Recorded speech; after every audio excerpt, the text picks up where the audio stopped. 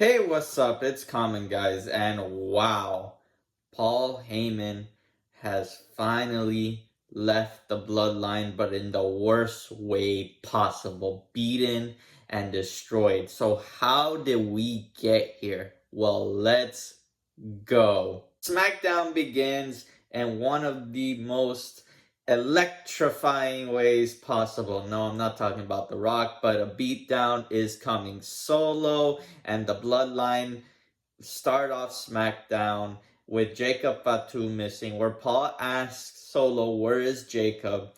And Solo, before he can answer, Cody Rhodes, Randy Orton, and Kevin Owens come to the ring and they start a massive brawl. All this comes to the ring with security, but it doesn't matter. These men have hatred for each other and they're not going to stop beating up the security. While the baby faces are fighting the security guards, the bloodline escapes.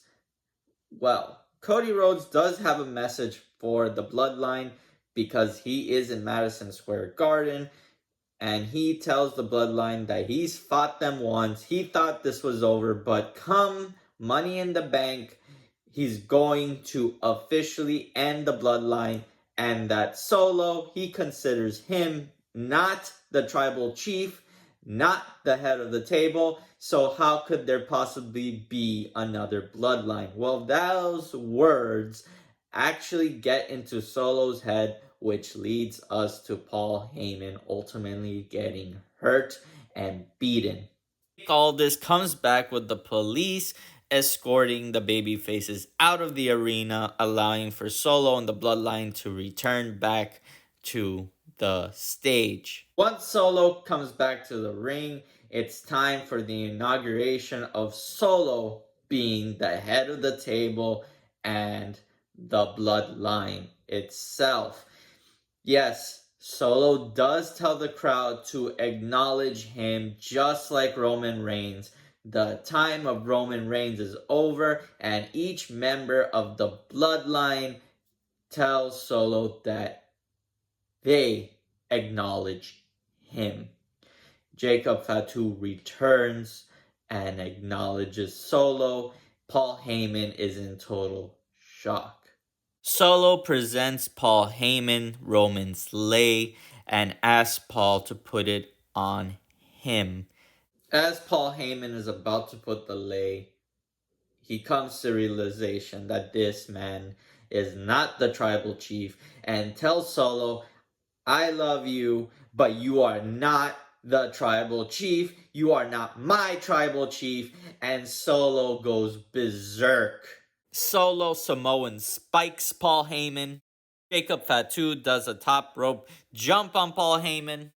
And finally, they put Paul Heyman through the table. The original bloodline is gone. Jay, Jimmy, Roman, Paul Heyman, no longer part of this bloodline. It is a sad moment, but also very interesting because who is the new wise man? Well, my theory's out. I think The Rock is that wise man. I think The Rock has been secretly directing Solo to do all of these things. Second major story is Liv Morgan. Her plotting has finally started to pay off. Once realizing that Dominic is playing hard to get, she is now targeting the Judgment Day as a whole. So let's recap everything that happened on Monday Night Raw. Liv begins Monday Night Raw with buying a bunch of new items for the Judgment Day hangout. Damian Priest begins to question where these new items come from, but it seems like everybody in the Judgment Day knows except him. We'll talk about Damian Priest later. Liv then heads to the ring to address Dominic and to try to bring him out so that she can basically convince him that Rhea Ripley has been abusive in their relationship and that she is the better woman. Zelina Vega comes out to the ring to remind Liv that she is the women's champ and that despite going after Rhea's sloppy seconds, she needs to be focused on defending the title and Selena Vega challenges Liv to a title match. Liv is not that interested in defending the title, but Liv does acknowledge that the title belt is the most important thing in her life. It is at that point that Dominic Mysterio comes out to the ring and tells Selena Vega that he will do anything in his power to help her win against Liv Morgan. Selena Vega has no interest in getting help from Dominic. An in-ring battle starts between Liv and Selena Vega, where Rey Mysterio comes to the ring to stop it, but Dominic ultimately attacks his deadbeat dad. After Dominic attacks Rey, he leaves the ring and Liv follows behind him, basically saying thank you for being my savior and my helper. Dominic reminds Liv that he only did it because his dad was in the ring and he hates his dad. It's continuity at this point, but I'm pretty sure that it's being established that Dominic does not have much interest in Liv. Seeing that continuous rejection, Liv begins to plot bringing in R-Truth and convincing R-Truth to put the tag team title belts on the line tonight for JD and Finn Balor. And she realizes the best way to Dominic's heart is to have him in a match against his dad for next week.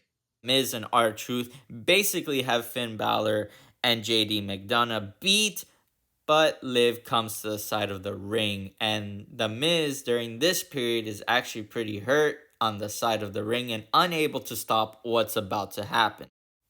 Liv tells R-Truth to come over so that she can hug him. R-Truth, believing that Liv is on his side, gives Liv the hug mid-match. Liv hits R-Truth, kind of disorienting him. This allows Finn Balor and JD McDonough to capitalize and win the title belts. Liv Morgan has been actively trying to get into the Judgment Day and has helped them obtain title belts. The one person that I have not spoken about that did not come out to help Finn Balor was Damian Priest. Damian Priest has not been much of an active leader in the Judgment Day. And now we're going to find out why. Damian Priest has his eyes focused on Seth Rollins.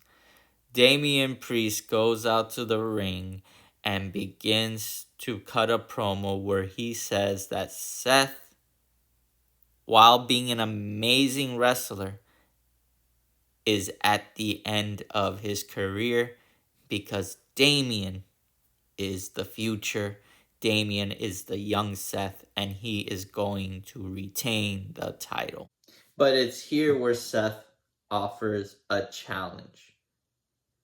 Seth says, if you accept this challenge, it's going to put the stakes and probably put you on a higher caliber than where you are right now. Seth says, as long as you hold the title, if I lose at Money in the Bank, I can no longer challenge you for that title. But if I win the title at Money in the Bank, you have to leave the Judgment Day. Why? Because the world wants you to become your own man and wants you to walk your own path. That's how you will become a higher caliber wrestler.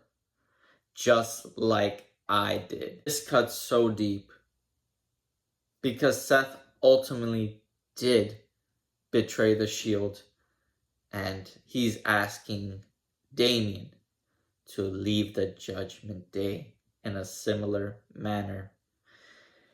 Well, Damian's response, it clarifies where Damian stands in the Judgment Day, stating, I am the world champ.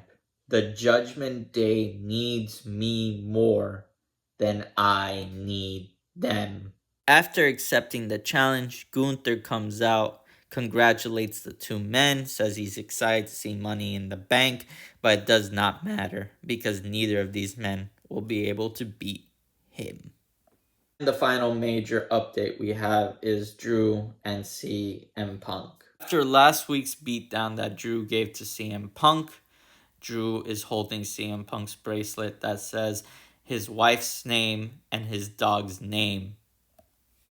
Drew insults the bracelet, saying that some fan made it for him and that he's going to hold on to this bracelet because it's going to anger CM Punk. And number two, that way when he wrestles, he's going to always have his wife's name and his dog's name next to him. They're always going to be in his corner.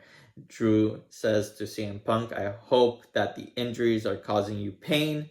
And then Drew goes backstage to enter himself into the Money in the Bank contest, or attempt to. Ultimately, he is going to be part of the Money in the Bank. With that being said, I highly recommend you watch the LA Knight Logan Paul and Escobar match. It was amazing, and two basketball players were present and heavily involved in that match, with Jalen Brunson from the New York Knicks and Halliburton from the Indiana Pacers.